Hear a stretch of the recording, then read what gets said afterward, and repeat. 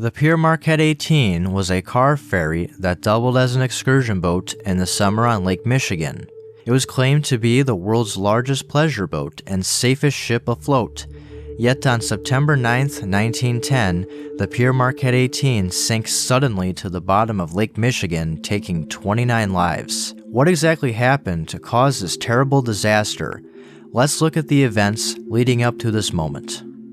The Pere Marquette 18 was built in Cleveland, Ohio by the American Shipbuilding Company in 1902 at a cost of $400,000. Her length overall was 350 feet, had a 56 feet beam, and a depth of 19 feet. She was the largest of 4 ships in her class designed by Robert Logan for the Pere Marquette Railway. Pere Marquette 18 was the flagship of their world-class car ferry fleet employed in cross-lake service on Lake Michigan. During the ship's launch on August 16, 1902, she was christened by Logan's daughter Beatrice. The Pere Marquette 18 was equipped with 2 triple expansion steam engines fed by 6 boilers, each producing 3,000 horsepower. She could carry 30 rail cars at a steady cruising speed of about 14 knots, making her at the time one of the most powerful vessels on the Great Lakes. One newspaper account even called her the finest car ferry on the lakes due to her vast passenger accommodations. She had 50 staterooms and berths, providing sleeping arrangements for 250 people. Because most of the Pere Marquette Railway's car ferry traffic was during the winter months, the company would sometimes lease their ships out for passenger excursions. That was the case when the Pere Marquette 18 was chartered to the Chicago and South Haven Steamship Company between the months of July and August in 1907. The ship underwent many modifications to accommodate partygoers. A gangway entrance was cut out on both sides of her hull, located midship. 2 removable stairways were built from the upper deck, leading to the entrance of the car deck. The railroad tracks inside her car deck were planked over so it could become a dance floor, place for games, slot machines, and palm gardens. There was also an orchestra and vaudevilles. The Pere Marquette 18 was branded as the world's greatest excursion steamer. She could accommodate 5,000 people during these daily pleasure trips 5 days a week between Chicago and Waukegan, Illinois. They also offered evening moonlight trips, afternoon trips on Saturdays, and on Sundays trips to South Haven, Michigan. These trips were an instant success that just on the 4th of July in 1907, she carried 4,862 passengers.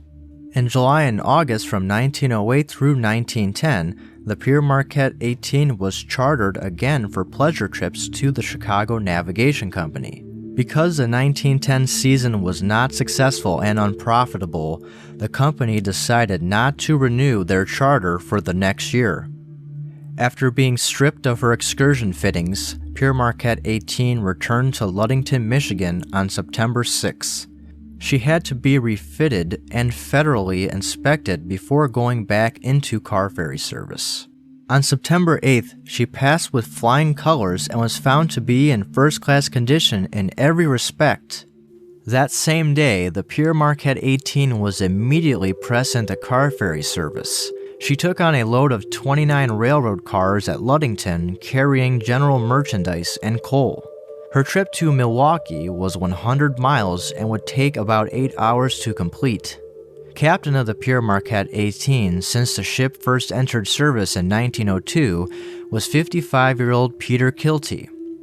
He began his extensive career on the Great Lakes in the fishing industry until moving on to passenger steamers and car ferries in 1896. Not only did he have the honor of being master of the first car ferry employed on Lake Michigan, but he also served as master on the Pere Marquette 15, the first ever car ferry constructed entirely with a steel hull. Including Captain Kilty, there were 62 people on board the Pere Marquette 18. 55 were a part of the crew, but 16 of those were not regularly a part of it. They were still working on converting the ship back into a car ferry. There were 7 passengers on board: Seymour B. Cochran, general manager of the Chicago Navigation Company, and 4 of his employees. The remaining 2 passengers were stowaways. The weather at the time of their departure at 11:40 p.m. consisted of a moderate stiff breeze blowing north. It wasn't a full-blown storm, but it produced rough waves making the ship roll considerably. At 3 a.m., the Pere Marquette 18 was nearly halfway to Milwaukee when an oiler noticed something alarming as he was heading back aft to oil the bearings for the main propeller shaft. These were in a compartment 7 feet below the crew's sleeping quarters known as the flicker. The entire compartment was flooded with water and was almost up to the floor of the flicker. He raced back to the engine room and reported his discovery to Chief Engineer Earl Ross Ludington, who in turn relayed this information to the officer on watch, First Mate Joseph Brzezinski. Ludington told Brzezinski there was a problem aft and the pumps were turned on and water was gaining on them. But signs of a problem appeared even before Ludington went up to the pilot house. Wheelsman Simon Burke had been having a hard time steering the ship. Brzezinski went back aft to investigate himself and found a broken deadlight, which are strong shutters fitted over portholes in bad weather. He came back to the pilot house and remarked to Burke that it was only a broken deadlight on the starboard side, and the water didn't amount to much. Captain Kilty, who was off-duty sleeping in his cabin, was awoken to take charge of the ship. Kilty, Brzezinski, and another crew member went down to the flicker to plug the leak. While they were in the middle of doing this, the stern had sunk so low into the water that the heavy waves were bashing against the other lower portholes. 3 deadlights on the port side suddenly gave way, admitting large quantities of water into the flicker, driving everyone out. Soon the entire flicker and the whole after part of her hull were filled with water. At 3:30 a.m., Captain Kilty ordered a reduction in speed and a course change to the south to keep the ship before the wind. Kilty then ordered the entire crew be roused so they could dump railroad cars to offset the added weight of water in the hull. First Mate Joseph Brzezinski was put in charge of a party of men dumping railroad cars from the car deck. Coal passer Thomas Shields, who was a part of this group, told newspaper reporters, "We had a hell of a time getting them off because they would stick and hang over."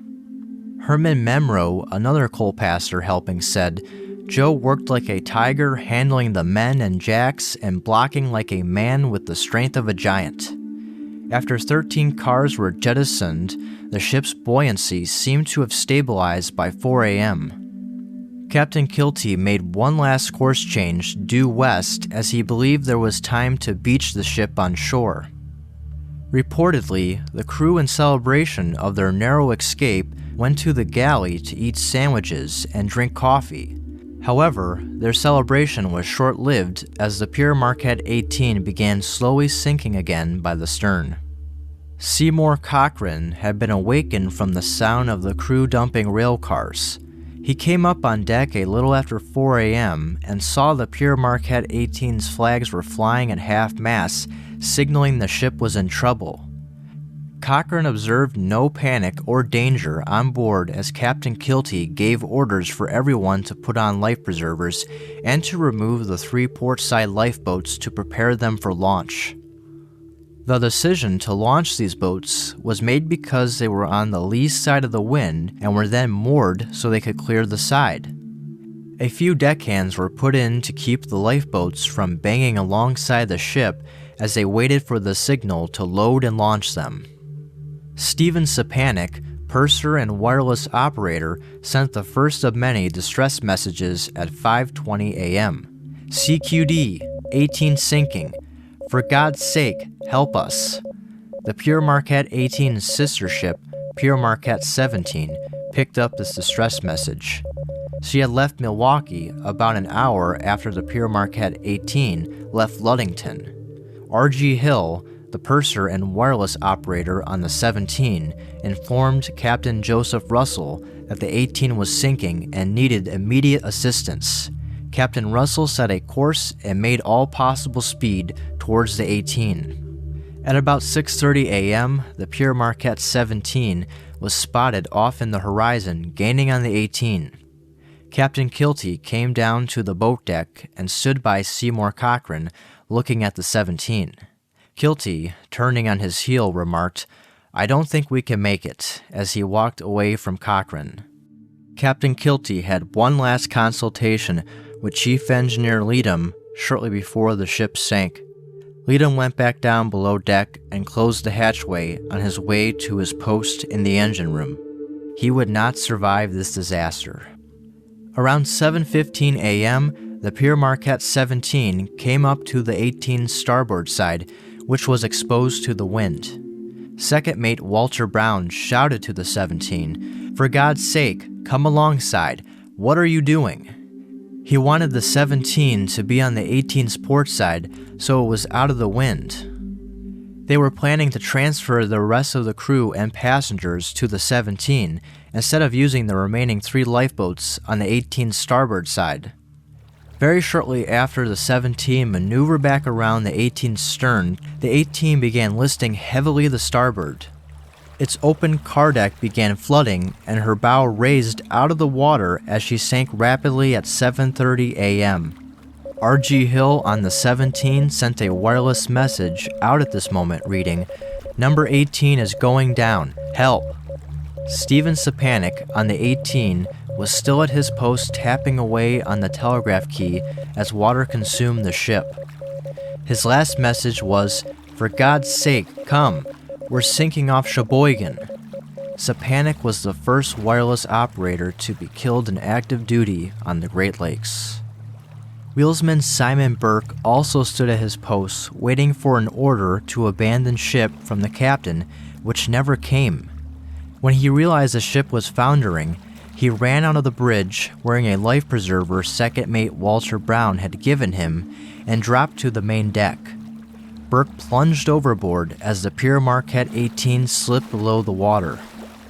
Survivors from the Pere Marquette 18 and the 17's crew described seeing some sort of explosion as the water closed over the bow, sending an enormous column of water about 100 feet into the air. It's possible this explosion was due to the compression of air escaping from the ship. The explosion of water ripped off the roof of the ship's wooden cabins, littering fragments in the water. It's not exactly clear how many lifeboats, if any, were ever launched from the 18. A Chicago Examiner newspaper article claims one was launched with 12 people.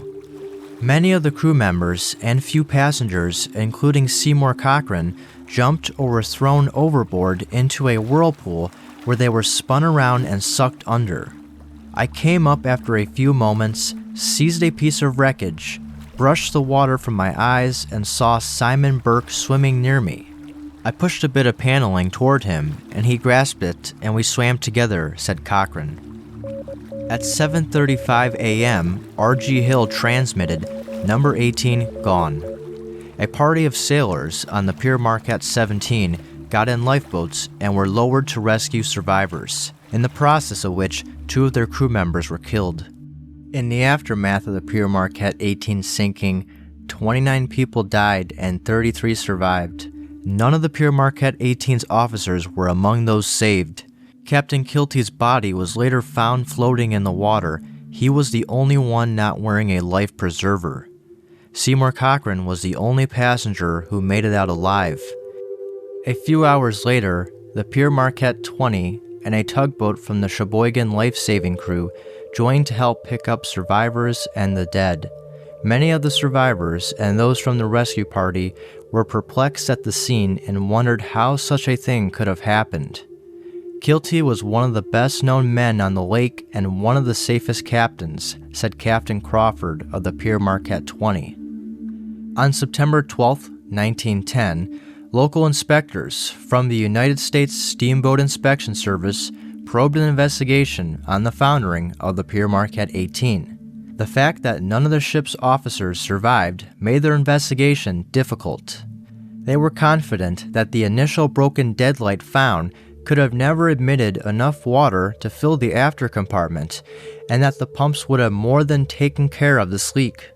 An exact cause and how that much water initially made it into the ship was never determined. The inspectors considered two possible theories in their official report: that a seacock was left open in the after compartment or through one of the 18-inch deck scuttles. The sea might have washed off a scuttle cover and allowed the compartments to fill. Other independent investigators considered things like water leaking through a propeller shaft. There was even a rumor that while the Pere Marquette 18 was in service as an excursion boat, it underwent frequent hard dockings by the charter crew. It's possible these hard dockings had loosened some hull plates above the waterline, and because the Pere Marquette 18 sat lower in the water when loaded with rail cars, that these seams started leaking. Companies operating these passenger boats did not have the same rigorous maintenance practices as railroads' car ferries. Thus, repairs oftentimes went unaddressed immediately. The inspectors were confident that the 3 deadlights breaking on the port side undoubtedly put the finishing touch to the Pere Marquette 18. These deadlights are located about 20 inches above the waterline when loaded with railroad cars. The cause of the stern sinking rapidly was determined to be either the bulkhead between the flicker and engine room giving way, or the remaining rail cars breaking loose and rushing out of the open car deck. They closed their report by regretfully censuring Captain Kilty. It is our opinion that the master of the Pere Marquette 18 displayed very poor judgment in holding the crew aboard the boat as long as he did. As much as 2 hours before the vessel sank, we feel that his knowledge and ability as a seaman must have told him that his ship was in a very precarious condition and dangerous to be aboard. We think that his efforts were directed more towards saving the ship than to the saving of lives aboard his boat. Directly because of the Pere Marquette 18's foundering, railroad companies who operated car ferries began installing tightly fitted hoods over their open sterns. A historical marker remembering the disaster was erected at Ludington, Michigan in 1977. Stephen Stepanik's name is also memorialized on a wireless operator's Lost at Sea monument in New York City. His name sits below Jack Phillips, the wireless operator on the RMS Titanic. Nearly 110 years after the Pere Marquette 18's sinking, on July 23, 2020, 2 shipwreck hunters finally located her wreck. It lies in about 500 feet of water, roughly 25 miles off Sheboygan, Wisconsin. The stern is buried in the mud on the lake's bottom, and its bow sticks upright at about a 30 to 40 degree angle. What exactly happened that morning will still probably never be known. If you found this video interesting, make sure you like this video and subscribe to Railroad Street for more videos just like this. Thanks for watching, everyone.